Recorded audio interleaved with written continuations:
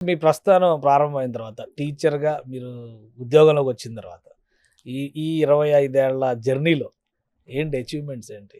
ఉపాధ్యాయుడిగా నేను 98 డీఎస్సీ ద్వారా ఎంపిక అవ్వడం ఎప్పుడైతే స్కూల్లోకెళ్ళానో అక్కడి నుంచి అదేవిధంగా నేను పీఆర్టీ సభ్యత్వం కూడా ఏ రోజు ఓకే. జాయినింగ్ అయ్యానో ఆ రోజే తీసుకోవడం జరిగింది. తర్వాత అక్కడ మండల బాధ్యునిగా, జిల్లా బాధ్యునిగా, రాష్ట్ర అసోసియేటివ్ అధ్యక్షుడిగా ఒక 14 సంవత్సరాలు చేయడం జరిగింది. ఓకే. అయితే ఉపాధ్యాయ వృత్తి చేసుకుంటూనే నేను మరి ఎన్నో రకాలైన సామాజిక కార్యక్రమాలు చేయడం జరిగింది.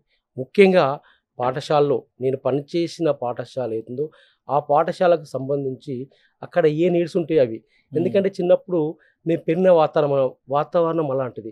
ముఖ్యంగా చిన్నప్పుడు స్కూల్ స్టార్ట్ అయినాయంటే గవర్నమెంట్ నోట్‌బుక్స్ ఇచ్చేది. అవును. టెక్స్ట్ బుక్స్ ఇచ్చేది. అవును. నేను నిజంగా మేము చదువుకున్నప్పుడు నోట్‌బుక్స్ కావాలంటే కొద్ది రోజులు వెయిట్ చేయాల్సి వచ్చే పరిస్థితి. అవును. ఎందుకంటే డబ్బులు లేకపోవడము, రకరకాలటువంటి కారణాలు. అవును. అలా చిన్నప్పుడు నేను ఎప్పుడైతే అవన్నీ నేను ఫేస్ చేశానో, హ్మ్. అవన్నీ నిజంగా నేను ఉపాధ్యాయ ఎంట్రీ అయిన తర్వాత అవన్నీ నా చిన్నప్పటి అవన్నీ నా ముందు కదండి.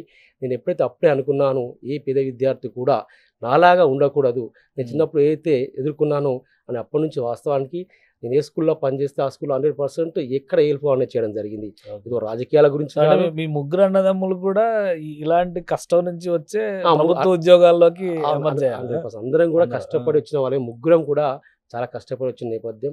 ఒక సిస్టమేటిక్ మన క్రమశిక్షణ ఆ! గల ఆ! కుటుంబం ఆ! మాది. ఆ! ఎలాంటి అసలు రాజకీయ నేపథ్యం కాదు మాది. కాదు అదే. బేసిక్‌గా ఓన్లీ మేము సేవ ద్వారానే రావడం జరిగింది.